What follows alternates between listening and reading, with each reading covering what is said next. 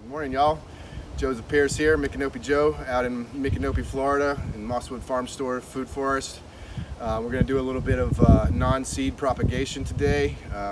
My friend Melissa is here from Grow Hub and Working Food, and we're going to show you guys how to make new plants without having to save any seeds, which the vast majority of my plants here in the perennial food forest are that. I don't save a whole lot of seeds. It takes a lot of time and lots of organization that I don't really have. So this is easy for me, and I hope it'll be easy for you. So we're going to start out with some turmeric. You know, we've got this whole health trend going on right now, which has been a long time coming for a lot of folks, but it's a good thing amongst a lot of other bad things that we've got going on right now. So I'd like to show you guys some of the medicine that I grow back here that's also food.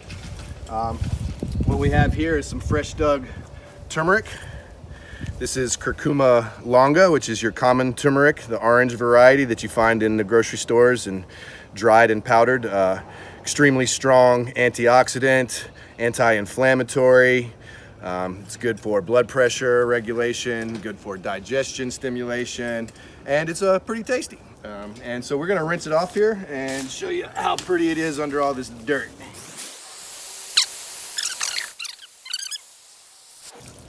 And I like to rinse it in the garden, so I'm watering the garden at the same time I'm rinsing and saving all the soil that comes off of the root ball. But as it goes, it's very easy to propagate because every bump or eye will become a new shoot. So as you see here, we've got an eye, an eye, an eye, an eye. Many eyes on this nub, eyes on this nub, eyes on this nub, eyes on this nub. You could make easily 1, 2, 3, 4, 5 plants from this one piece. You could even make 10 plants from this one piece just by sectioning it and making sure that you have one live eye on each piece. But it snaps off very easily for multiplying your individual pieces. No need for tools or anything like that. And there we have 5 more plants. And as you can see here, this is already shooting new sprouts because we're already into good, springtime. And so this is all starting to come back. This is what we consider the crown. These large parts right here are a little bit woody, and these are the original pieces that I put in the ground. So if I planted one of these, whoops, it will turn into one of these and then spread from there. This is one piece this size after 9 months. Wow. Yeah, very, very productive plant. And it could even have been a piece this size for all I know. And it could turn into that with proper maintenance and healthy soil. I recommend treating these like you would treat any annual veggie garden plant. The more you tender, loving care these plants, the more productive they are. They like a lot of moisture, and contrary to popular belief, they actually do like a lot of sun if they have the proper moisture and nutrients in the soil. They are shade tolerant and they will grow just fine in the shade, but they are far more productive the more sun and the more nutrients and moisture that they have. You can also section up these large crown pieces into multiple sections that will each individually create a new plant. So that's what I tend to do, is plant the crowns, because this is the good edible product, whereas this is a little woodier and fibrous. So it's not as good for eating or for processing for medicine and things like that. It's better for planting the large crown part that's the older, woodier part. You can also leave these in the ground for multiple years and just dig around them and snap off pieces individually as you need. You don't have to harvest the entire plant, which makes it much easier on the plant where you're not digging it up and replanting it. It doesn't take as long for it to get reestablished. So that's the turmeric. And there are many different kinds of turmeric. Blues, greens, whites, oranges, yellows, an entire rainbow, plethora of varieties, and they're very pretty, they're very ornamental, and they're a lot of fun to grow. So I recommend, if you have the garden space and you have good rich soil and you need some good medicine in your yard, this is a great plant for it. All right, and now we've got our common mulberry, red mulberry here. It's a native fruit tree that we've got that was growing here on the property when I purchased the land. It's very swamp tolerant. It doesn't mind having wet feet, which is good for a lot of different areas where a lot of other things cannot grow. And it's extremely easy to propagate from cuttings. So good pair of hand shears and a nice tip stem. Remove the leaves. Super simple. Maybe leave 1 or 2 little at the tip. 6 or 8 inch sections. Boop. And then all you have to do is place those in some nice, loose, well-drained potting soil. Rooting hormone never hurts. Doesn't have to be rooted hormoned. It will root all on its own. And in a couple of weeks, you've got 1, 2, 3 new mulberry trees. All right, so here we've got a cassava plant, also known as yucca, manioc. This is what you can get tapioca flour from, the powdered, dried, starchy tuber. It's also used as an edible green, as a staple crop in developing countries. It is toxic if it's not cooked, similar to potatoes and some other greens that we have in the perennial garden. But it only has to reach about 117 degrees for a little bit, and it is, you know, the toxins have been made inert once cooked. So the greens can be cooked and eaten, and of course tubers can be cooked and eaten like potatoes. Yucca fritas is my favorite, is fried yucca sticks, just like French fries, a little bit more texture, a little bit more nutrition, and it's a really easy plant to grow. And I have just recently been introduced to a propagation method that is supposed to increase productivity by 200 to 300%.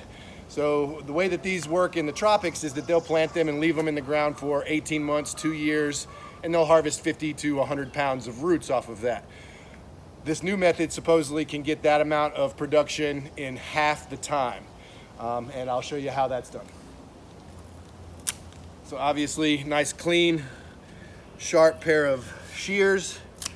Again, 1 section of stem is all that's needed. No leaves needed whatsoever with this one. It's very easily rooted.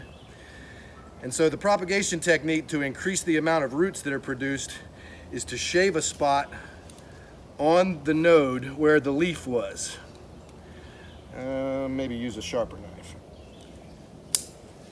So take a spot above and below the node that will be underground only. You do not want to do this on the section that will be above the soil level. But basically, you just do that, and instead of 1 root growing from that node and making 1 tuber for eating, a cluster of roots will grow from this spot and grow a cluster of tubers in 1 location. Rather than having them staggered, 1 here, 1 there, you have a cluster here, a cluster there, which increases productivity exponentially from what I've seen in the demonstrations. So again, cleaning a little spot, only what will be underground, and I'll make this one a little bit deeper and get 3. And you can do this into a pot, let it root, transplant it later, or even more simply, stick it in the ground. So at a bit of an angle, with all of the shaved spots underground, a couple of buds above ground where your growth will come from. You keep an eye on those. You see the node and the bud. Your growth will come from that spot. Once you see that growing, you know that you've got a properly rooted plant. That's it. That is a big one, man. Yeah, that is not a small turtle. That is a big one. So this banana patch we're looking at here is called Huamoa, and it is an ancient Hawaiian plantain variety that has been being grown in the Polynesian Islands and in Hawaii for over 3,000 years. So it's what you would call like a landrace or a heritage variety. It is one of the best eating, fresh eating bananas when completely ripe I've ever had. They can be up to 9 inches long and over 2 inches in diameter. So they're real big, beefy bananas at the top, and then they kind of taper down to the bottom and get smaller and smaller towards the bottom, as you may have seen with the fruit bunch up there. But this plant was planted about 1 year ago. It's already reached full maturity. It's fruited. And in 1 year, it made 12 pups, which are baby bananas. Trees or plants. It's not technically a tree. It's the world's largest herb. There's no wood. The stalk is a bundle of stems referred to as a pseudostem. So what we're going to do today is we're going to take one of these rather large pups off of the side of this plant because we've got too many in one place, and they are going to compete with each other. And for purposes of demonstration, I'm going to dig a large one today, which some folks may have bananas and may need to remove a large tree to thin down. For production, we want to keep no more than 3 plants in a stand at one time. It's a lot of work to maintain sometimes because they make a lot of pups. This one obviously has been neglected and I haven't removed enough pups from it. So we're going to take one of these off today and I'm going to show you exactly how to properly remove a banana pup from a stand. It's good to have a proper tool for that job. I have an extraordinarily long bladed shovel here that has a solid steel handle. It's welded to the base so it cannot break. You can put a lot of leverage on it, so you can use this as a pry bar as well as a shovel. It also has a sharpened chisel tip on it. We're almost doing surgery here, so you want your tool to be as sharp as possible and as appropriate for the job as possible. A regular old round spade is not really going to do the job the way you want it to, so if you're going to get into banana production, try and find a good long tree spade shovel like this that has a flat tip. Sometimes they have serrated edges on them and a sharpenable tip on them at the hardware store with a fiberglass handle. Those will do. They're not quite as durable. So this is my favorite tool and it's indestructible. So without further ado, I'm going to get in here. I'm going to remove a few leaves. As you can see, the blade is nice and sharp. You can remove leaves with it. And what we have here is a space where the main tree in the center, the main trunk in the center, is branching off and making pups all the way around. So the connection to the main trunk is in between. So it's going to be difficult for me to get in here because I've let this get so crowded, but I'm going to get in between the main trunk and the pup, and I'm going to dive down in with it with my blade as deeply as I can to try and cut that connection where the main connection of the rhizome goes from plant to plant. Then we have to go around the outside and cut all of the smaller roots, which are your feeder roots. You cut all of those and then you have loosened up this plant and it should be loose enough to remove. So we're going to see if I can get it out of here.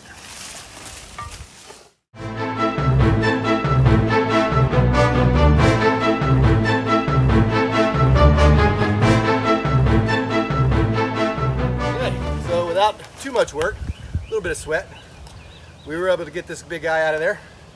So now to plant, we'll trim all the leaves, because if you leave the leaves on a newly transplanted plant, they will dehydrate the plant and it will restrict its growth to the point where it may dehydrate and die. So to prevent that, we take off all of the major leaves, and this is what they call the cigar leaf, which is the newly forming leaf, and we'll even cut that in half. And so this is now ready to be planted, and you'll know that it's taken when this cigar leaf starts to unfurl. It'll probably take a week or two before it starts to grow really well. But one of the great things about bananas is that they store an enormous amount of energy in the corm, which is the base root ball of the plant. And one of the reasons that these were able to be carried around by the Polynesians to Hawaii thousands of years ago is that they are one of the few plants that is salt tolerant at the same time having enough energy storage in the root ball to survive months at sea. So the first thing that the Hawaiians did, the originals, was to plant bananas on the Hawaiian Islands when they got there, because they were the only plants that made the journey. Taro and bamboo and coconuts followed, but this was the first one, and some of their original tales of inhabiting the islands were that their gods planted bananas for them to survive on. So this is a very old tradition for humans to be growing this particular plant, which is one of the reasons that I love it so much. So I hope that was very informative for you guys and that you're able to go out and plant your own bananas and propagate them and spread the love.